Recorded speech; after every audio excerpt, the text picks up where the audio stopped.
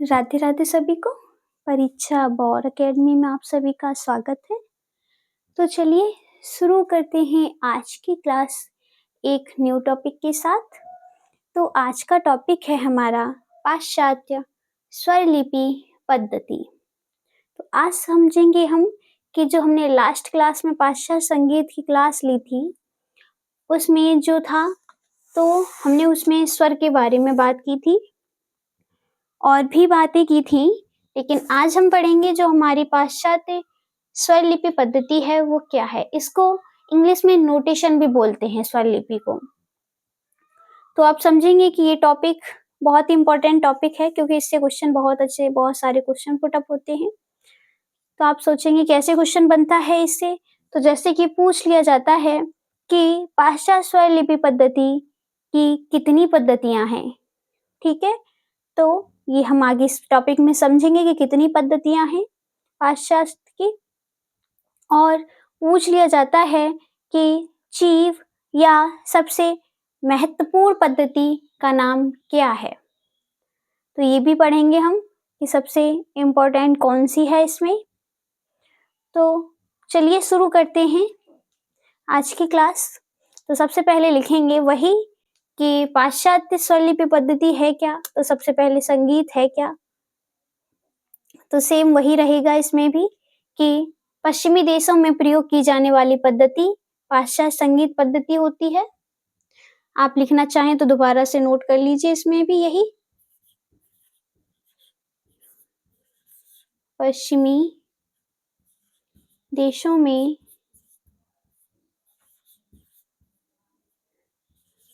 प्रयोग की जाने वाली पद्धति पश्चिमी देशों में प्रयोग की जाने वाली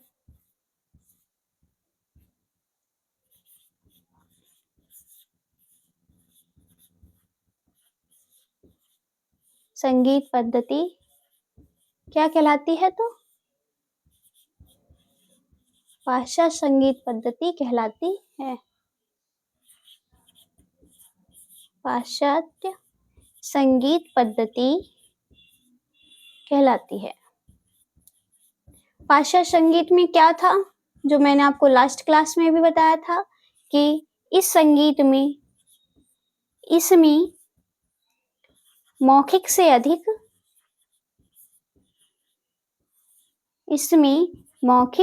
संगीत से अधिक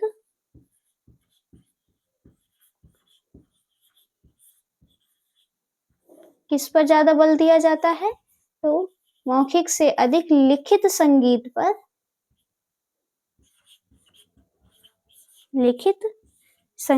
पर बल दिया जाता है।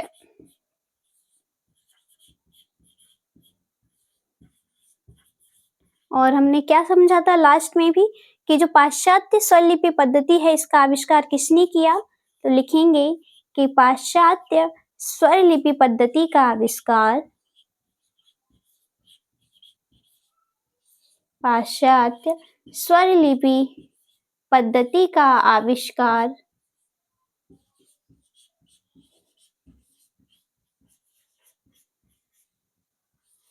किसने किया।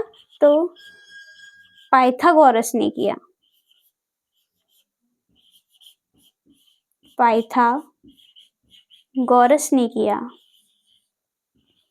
पाइथागोरस कौन थे। तो ये पाश्चात्य ग्रीक विद्वान थे। इनसे पहले संगीत कैसे लिखा जाता था, तो अक्षरों में लिखा जाता था। और इसमें लिखेंगे कि पाश्चात्य स्वरलिपि पद्धति में भी 7 ही स्वर होते हैं। तो लिखेंगे कि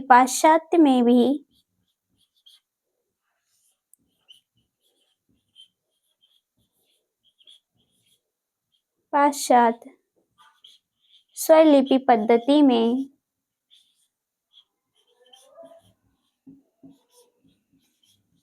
7 स्वर ही होते हैं। तो आइए समझते हैं इसको भी कि जो हमारी पाश्चात्य स्वरलिपि पद्धति है उसका विभाजन कैसे और कितने वर्गों में हुआ है। तो इसमें हमने क्या क्या समझ लिया कि पश्चिमी देशों में जो संगीत प्रयोग किया जाता है उसे हम पाश्चात्य स्वरलिपि या पाश्चात्य संगीत कहते हैं। और हमारा जो पाश्चात्य संगीत है इसमें क्या था, तो इस संगीत में मौखिक से अधिक हमारी जो लिखने वाला संगीत होता है इस पर अधिक बल दिया जाता था। और हमारा पाश्चात्य संगीत जो था उसका आविष्कार किसने किया था, तो पाश्चात्य संगीत या स्वरलिपि पद्धति का आविष्कार, इंपॉर्टेंट है, ब्लैक पॉइंट से हाईलाइट कर लीजिएगा, पाइथागोरस ने किया। ठीक है। और जो हमारा पाश्चात्य स्वरलिपि पद्धति है इसमें भी 7 स्वर ही प्रयोग होते हैं। तो आगे समझेंगे कि इस पद्धति को मुख्य कितने भागों में बांटा गया है। तो आगे लिखेंगे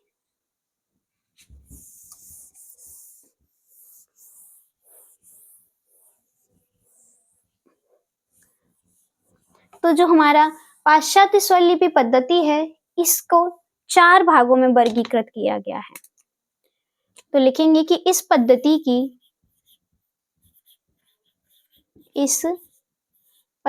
की मुख्य रूप से 4 पद्धतियां हैं।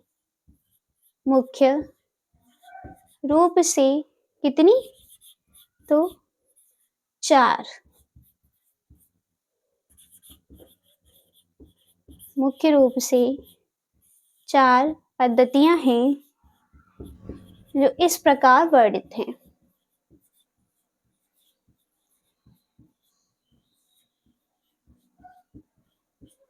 तो कौन कौन सी हैं 4 पद्धतियां, तो सबसे पहले सबके नाम लिख लीजिए आप। फर्स्ट सोल्फा पद्धति, नंबर सेकंड तो न्यूम्स पद्धति, नंबर थर्ड तो चीप पद्धति, और नंबर 4 तो स्टाफ स्वरलिपि पद्धति। ठीक है।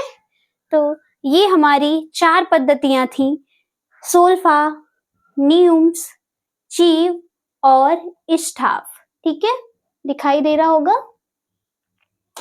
तो ये हमारी पाश्चात्य स्वरलिपि पद्धति की 4 पद्धतियां हैं, सोल्फा, न्यूम्स, चीव और स्टाफ। तो सबसे पहले हम अपनी सोल्फा पद्धति को समझेंगे। तो हेडिंग डालेंगे कि सोल्फा पद्धति।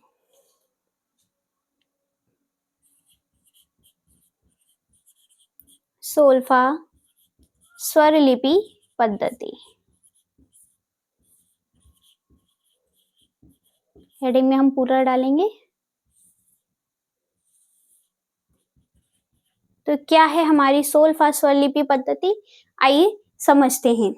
तो ये हमारी जो सोल्फा स्वरलिपि पद्धति है, इस पद्धति का जो जन्म माना जाता है वो किस सन के मध्य माना जाता है, तो लिखेंगे कि 1716 से 1867 के मध्य। तो पॉइंट वाइज करके लिख लीजिए। तो जन्म कितना माना जाएगा, 17 से 16 से लेके 1867 के मध्य। तो ये इसके जन्म का समय या टाइम पीरियड है। ठीक है। इसका आविष्कार के बारे में लिखा जाता है। दूसरा पॉइंट लिखेंगे कि आविष्कारक कौन हो जाएंगे। आविष्कारक इसके हो जाएंगे हमारे इसके आविष्कारक के बारे में बताया जाता है कि ऐसे ग्लोवर करके एक नाम आता है और जॉन कर्वेन, तो ये इसके आविष्कारक हैं। तो आप लिख लीजिए ऐसे ही कि ऐसे ग्लोवर और एक आता है जॉन करके कर्वेन। तो ये इसके आविष्कारक बताए जाते हैं। आगे समझेंगे। मैं आपको देखो पॉइंट वाइज लिखाऊंगी जिससे कि आप इसको थ्योरेटिकल भी बना सकते हैं और ये ऑप्शनल में भी काम देगा, आपको कंफ्यूजन नहीं होगी इसमें। ठीक है। तो थर्ड पॉइंट लिखेंगे कि जैसे कि पूछा आपको, अगर ऑब्जेक्टिव में आ गया कि सोल्फा स्वरलिपि पद्धति का जन्म का समय काल क्या है, तो आप बता सकेंगे कि 1716 से लेके 1867 के मध्य माना जाता है। अगर आविष्कारक पूछता है तो आप बता सकते हैं कि ऐसे ग्लोवर करके जो नाम आता है वो है इसके आविष्कारक। तो इसमें जो हमारे 7 स्वर थे उनका नाम क्या था? तो लिखेंगे कि जो हमारी सोल्फा पद्धति थी उसमें 7 स्वर को डो रे मी फा sol ला सी डो के नाम से जाना जाता था। किस नाम से? तो डो रे मी फा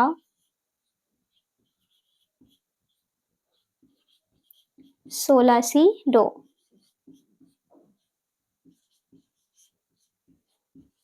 तो जैसा कि हमने लास्ट क्लास में संगीत पाश्चात्य संगीत पद्धति में पढ़ा था कि जो हमारे पाश्चात्य के 7 स्वर होते हैं डो रे मी फा sol ला सी डो, इन्हीं को हम हिंदुस्तानी संगीत में सारे गामा पा धा नी सा के नाम से जानते हैं।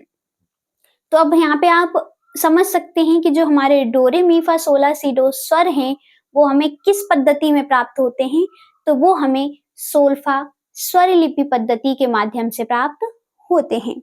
इसी पद्धति में जो है सर्वप्रथम इन स्वरों का वर्णन किया गया है और यहाँ पे लिखेंगे कि जो हमारे मंद्र सप्तक के जो स्वर होते हैं वो किस प्रकार से दिखाए जाते हैं।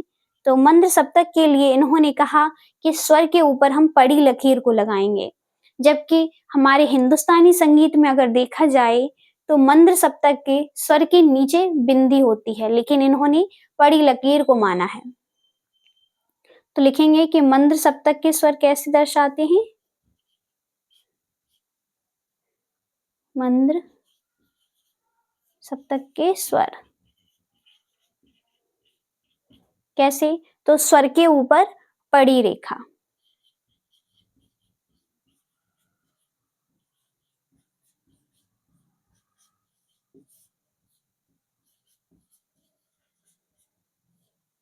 जैसे कि ये मैंने लिखा डो और रे। तो ये जो पड़ी रेखा लगाई है ये हमारे पाश्चात्य में मंद्र सप्तक के स्वर कहलाएंगे। ठीक है, आगे समझेंगे कि जो हमारे मध्य सप्तक के स्वर होते हैं, मध्य नहीं तार सप्तक के जो स्वर होते हैं उनके लिए इन्होंने क्या बताया। तो इनके लिए इन्होंने कहा कि स्वर के ऊपर हम खड़ी रेखा लगाएंगे। लिख लीजिए तार सप्तक के स्वर क्या बताया इन्होंने? स्वर के ऊपर कैसी? तो खड़ी रेखा। मंत्र में इन्होंने पड़ी रेखा और इसमें तो इन्होंने खड़ी रेखा, जैसे कि डो ये हो गई हमारी, थोड़ा नीचे लिख देती हूँ, डो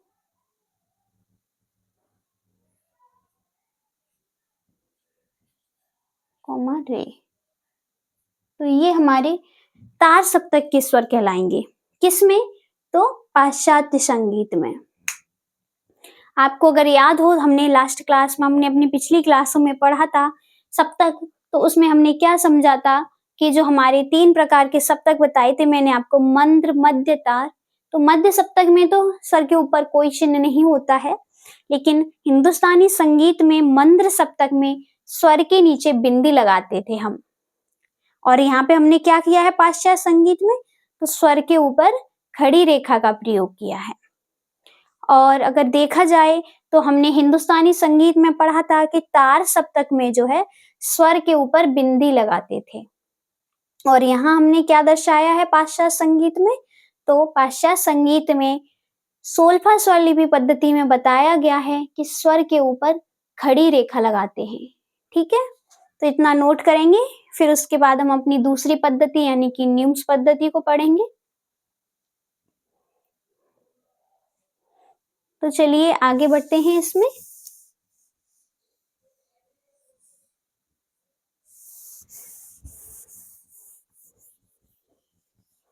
तो ये थी हमारी सोल्फा पद्धति, जिसमें जो है हमें डो रे मी फा sol ला सी डो स्वर प्राप्त हुए। मंद्र सप्तक में स्वर के ऊपर पड़ी रेखा, तार सप्तक में स्वर के ऊपर खड़ी रेखा। प्रयोग की जाती है। दूसरी पद्धति यानी कि डालेंगे न्यूम्स पद्धति। न्यूम्स स्वरलिपि पद्धति।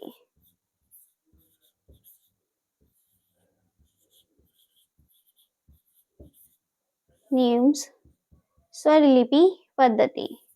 ठीक है, तो इसमें सबसे पहले लिखेंगे कि जो इसका जन्म का समय है वो क्या है। तो जन्म का समय है 6वीं से 8वीं शताब्दी।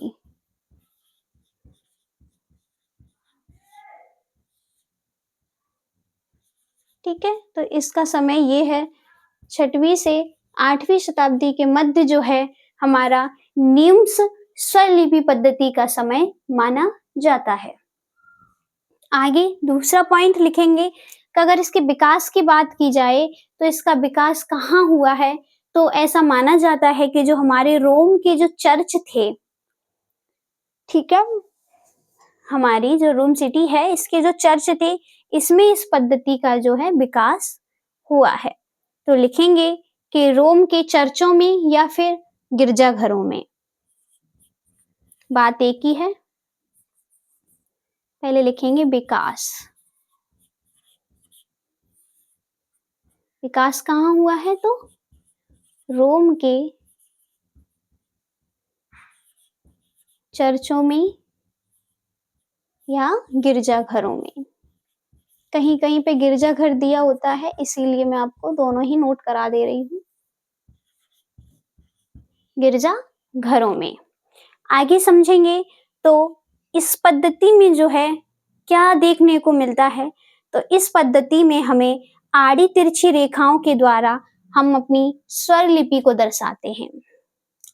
तो थर्ड पॉइंट लिखेंगे कि आड़ी तिरछी रेखाओं द्वारा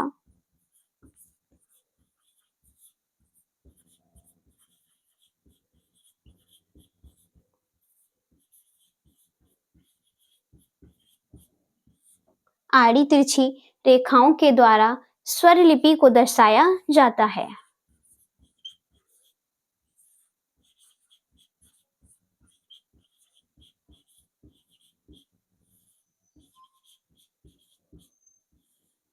तो इस स्वर लिपि पद्धति में क्या है कि आड़ी तिरछी रेखाओं के द्वारा हम स्वर लिपि यानी कि नोटेशन को दर्शाते हैं। ठीक है, अगला फोर्थ पॉइंट लिखेंगे कि जो हमारी न्यूम्स पद्धति है इसमें जो है स्वर नामों के स्थान पर गीत के शब्दों का प्रयोग होता था। तो लिखेंगे कि इस पद्धति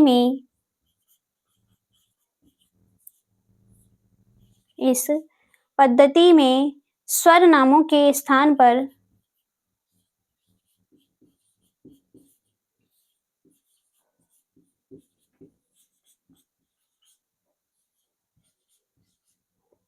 स्वर नामों के स्थान पर गीत के शब्दों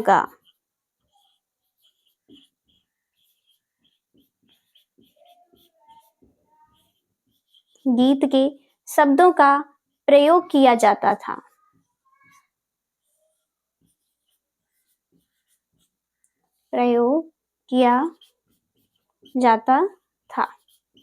तो ये हमारी न्यूम्स पद्धति थी जिसमें जो क्या था तो इसका विकास हमारा रोम के चर्चों यानी कि गिरजाघरों में हमें देखने को मिलता था। और इस पद्धति में जो है आड़ी तिरछी रेखाओं के द्वारा हम स्वर लिपि को दर्शाते थे और इसमें स्वर नामों के स्थान पर गीत के शब्दों का प्रयोग हमें देखने को मिलता है।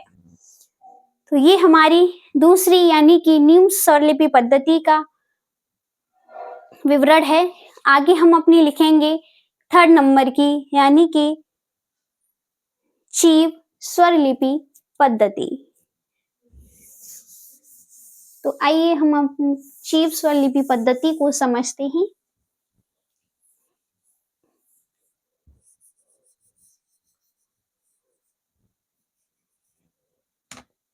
नंबर थर्ड डाल लीजिए, चीव स्वरलिपि पद्धति। तो इस पद्धति में जो है इस पद्धति में हमें इसका जो आविष्कार है वो किसने किया, तो एक थे हमारे फ्रांस के महान गणितज्ञ चीव। इन्होंने ही चीव स्वरलिपि पद्धति का आविष्कार किया। तो हेडिंग डालेंगे आविष्कार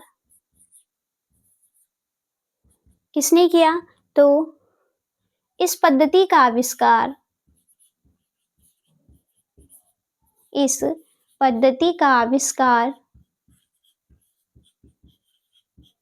किसने किया, जैसा कि मैंने आपको बताया कि फ्रांस के महान गणितज्ञ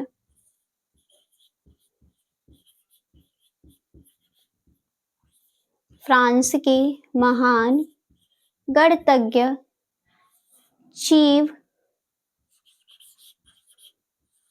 ने किया। ठीक है, तो इसका आविष्कार किसने किया, तो इसका आविष्कार जो है एक हमारे महान गणितज्ञ थे चीव। कहाँ के थे, तो ये फ्रांस के रहने वाले थे। इन्होंने इस पद्धति का आविष्कार किया। ठीक है, दूसरा पॉइंट लिखेंगे कि इस पद्धति में जो है क्या था, तो स्वरों को दर्शाने हेतु अंकों का प्रयोग किया जाता था।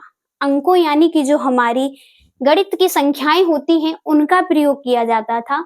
इसमें स्वरों के लिए हमारे जैसे कि स्वर होते हैं डोरे मीफा 16 सी, ऐसे शब्द का प्रयोग नहीं होता था, इसमें अंकों का प्रयोग होता था। तो लिखेंगे कि इस पद्धति में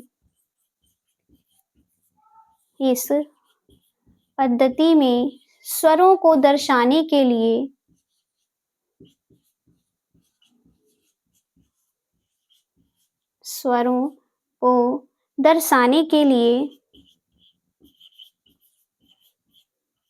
अंकों का प्रयोग किया जाता था। अंकों का प्रयोग किया जाता था।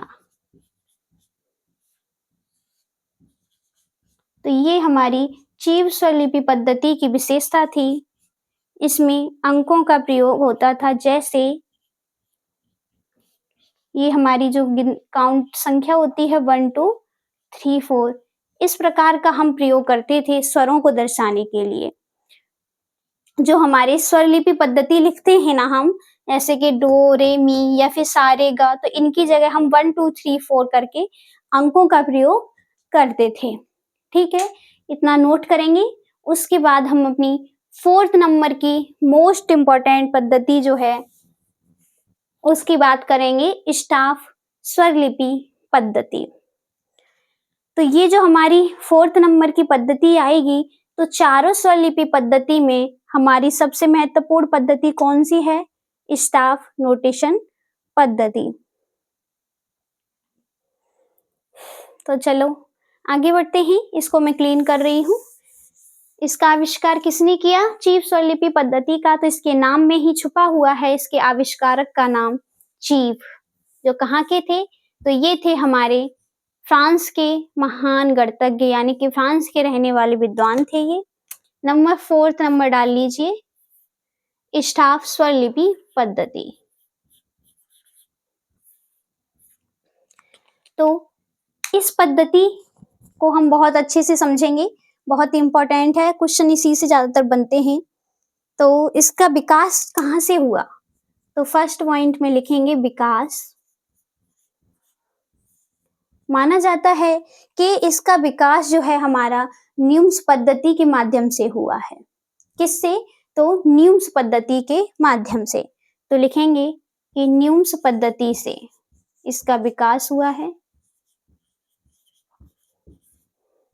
जैसा कि हम पॉइंट वाइज ही लिखेंगे। ठीक है, और ये पद्धति जो है कैसी है, तो चारों पद्धतियों में ये पद्धति सबसे उत्तम पद्धति है। ये पद्धति सबसे उत्तम पद्धति है। उत्तम यानी कि चारों पद्धतियों में जो है सबसे महत्वपूर्ण पद्धति कौन सी है, तो स्टाफ नोटेशन पद्धति। अगर समझें तो इस पद्धति का उद्देश्य क्या था, तो लिखेंगे उद्देश्य। इस पद्धति का उद्देश्य था कि स्वरों की प्रत्येक अवस्था का ज्ञान प्राप्त कराना। स्वरों की प्रत्येक अवस्था का ज्ञान।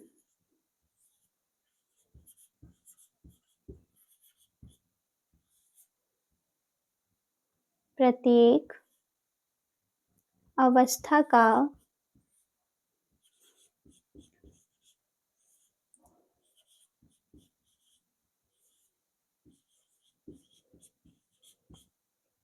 तो इस पद्धति का उद्देश्य था कि स्वरों की जो प्रत्येक अवस्था होती है, कोमल, मध्य, तीव्र या फिर मंद्र, मध्यतार, इन सभी अवस्थाओं का ज्ञान जो है हमें इस पद्धति से प्राप्त होता था। इसमें जो है इस पद्धति में इसके लिए क्या किया गया, तो इसमें ऊंचाई नीचाई दिखाने के लिए 11 रेखाओं का प्रयोग किया गया।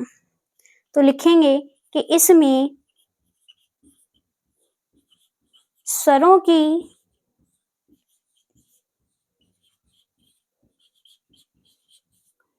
की ऊंचाई नीचाई दिखाने के लिए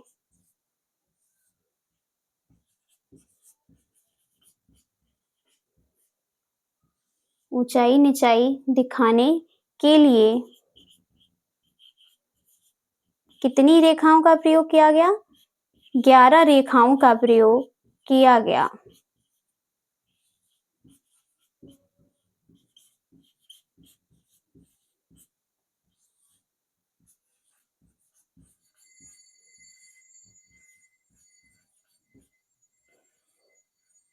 ये बहुत ही इम्पोर्टेंट पॉइंट है, इसको ब्लैक पेन से नोट करेंगे ये कि कितनी रेखाओं का प्रयोग किया गया, तो 11 रेखाओं का प्रयोग किया गया। किसके लिए? तो ऊंचाई नीचाई को दिखाने के लिए हमने 11 रेखाओं का इसमें प्रयोग किया गया, जिसे क्या कहा गया, तो 11 रेखाओं को ग्रेड स्टाफ नाम दिया गया। तो लिखेंगे कि 11 रेखाओं को 11 रेखाओं को ग्रेड स्टाफ नाम दिया गया।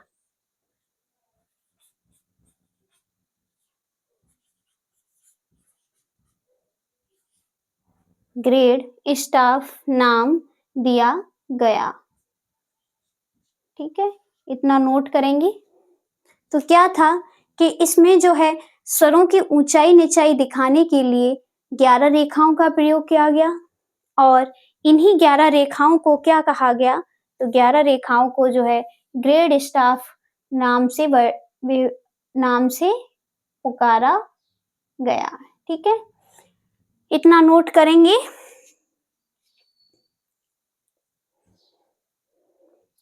तो हमने क्या समझा इसमें कि स्टाफ पद्धति जो है इसका विकास न्यूम पद्धति से हुआ है। ये पद्धति जो है हमारी सबसे उत्तम पद्धति है। इस पद्धति में स्वरों की ऊंचाई नीचाई दिखाने के लिए 11 रेखाओं का प्रयोग किया गया है, और इन्हीं 11 रेखाओं को जो है ग्रेड स्टाफ नाम से वर्णित किया गया या नाम दिया गया। और इसका जो उद्देश्य क्या था, तो इस पद्धति का उद्देश्य था स्वरों की प्रत्येक अवस्थाओं का ज्ञान। और लिखेंगे नेक्स्ट पॉइंट कि इन्हीं 11 रेखाओं को 2 भागों में बांटा गया है। कितनी? तो 2 भागों में।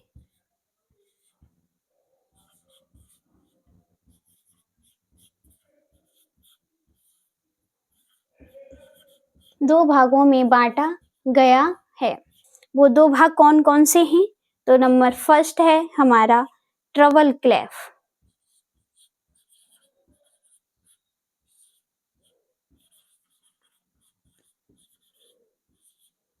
ट्रबल क्लेफ। और नंबर सेकंड है हमारा तो बास या बेस क्लेफ।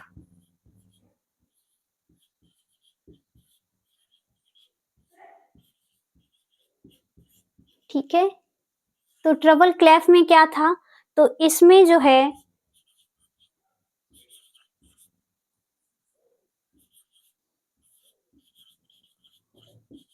तो ट्रबल क्लेफ में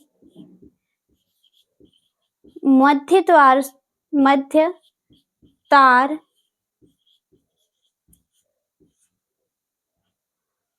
मध्य ट्रबल क्लेफ जो है मध्य तार स्वर के लिए होता है।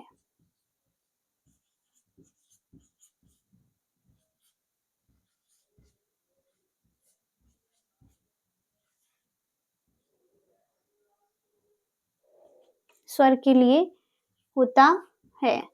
और हमारा दूसरा है बास क्लेफ या बेस क्लेफ।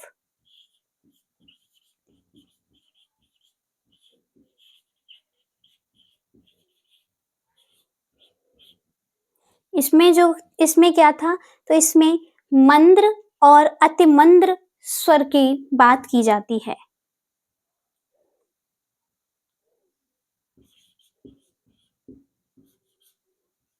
मंद्र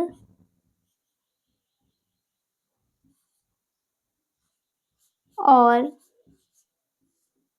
अति मंद्र।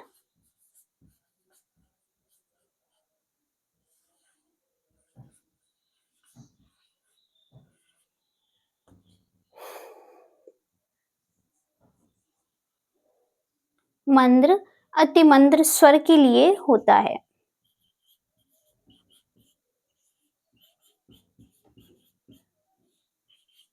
ठीक है, नोट कर लेंगे ये। तो ये था हमारा स्टाफ स्वर लिपि पद्धति का वर्णन, जो कि हमने अच्छे से पढ़ा कि इसका उद्देश्य स्वरों की प्रत्येक अवस्था का ज्ञान और इसका विकास जो है न्यूम्स पद्धति से हुआ। इसमें स्वरों की ऊंचाई निचाई के लिए 11 रेखाओं का प्रयोग किया गया, जिसे हमने ग्रेड स्टाफ नाम से जाना। और इन्हीं 11 रेखाओं को 2 भागों में बांटा गया है, जिसे ट्रबल क्लेफ और बास क्लेफ कहा जाता है। इंग्लिश में लिखना चाहें तो लिख सकते हैं, इसको ट्रबल को ऐसे लिखा जाता है और ये हमारा बास क्लेफ। ठीक है, और ट्रबल क्लेफ में जो है मध्य तार स्वर के लिए होता है ट्रबल क्लेफ, और ये हमारा जो है बास क्लेफ जो है मंद्र और अति मंद्र स्वर के लिए होता है। ठीक है, लास्ट क्लास में आपको बता ही चुकी हूँ कि मंद्र के लिए क्या चिन्ह होता है और अति मंद्र के या अति क्या दर्शाया जाता है। तो चलिए, हमने इस क्लास में हमने 4 पद्धतियों को पढ़ा अच्छे से। पाश्चात्य स्वर लिपि पद्धति कितने भागों में है, तो 4 में है। कौन कौन सी? सोल्फा, न्यूम्स, चीव और स्टाफ स्वर लिपि पद्धति। चारों पद्धतियों का मैंने आपको बता दिया है कि सोल्फा में 7 स्वर हमें डो रे मी फा सोला ला सी डो प्राप्त होते हैं। न्यूम्स में जो है आड़ी तिरछी रेखाओं का प्रयोग करके स्वरों को दर्शाया जाता है, और न्यूम्स में स्वर नामों के स्थान पर गीत के शब्दों का प्रयोग होता है। न्यूम्स का विकास रोम के चर्चों में हुआ है। चीव जो स्वरलिपि पद्धति है, इसका आविष्कार फ्रांस के महान गणितज्ञ चीव ने किया, और इसमें स्वरों को दर्शाने के लिए अंकों का प्रयोग होता था। ठीक है, और देखना चाहें तो लास्ट हमारी स्टाफ नोटेशन पद्धति, जिसमें स्वरों की ऊंचाई निचाई के लिए 11 रेखाओं का प्रयोग किया गया, और इसे में 11 रेखाओं को ग्रेड स्टाफ और इसको 2 भागों में बांटा गया, ट्रबल और बास क्लेफ। सबसे महत्वपूर्ण पॉइंट ये आता है कि जो अभी हमारी 3 पद्धतियां हैं शुरुआत की, सोल्फा, न्यूम्स, चीव, इन पद्धतियों का हमें वर्णन नहीं मिलता देखने को, क्योंकि इन तीनों पद्धतियों का वर्णन मिला के हमारी स्टाफ नोटेशन पद्धति को तैयार किया गया, जो कि हमें इसके बारे में अच्छे से और बारीकी से समझाया गया प्रत्येक स्वर की अवस्था के ज्ञान के लिए। ठीक है, तो आज की क्लास हमारी यहीं समाप्त होती है। मिलते हैं हम अपनी नेक्स्ट क्लास में एक न्यू टॉपिक के साथ। तब तक के लिए राधे राधे सभी को।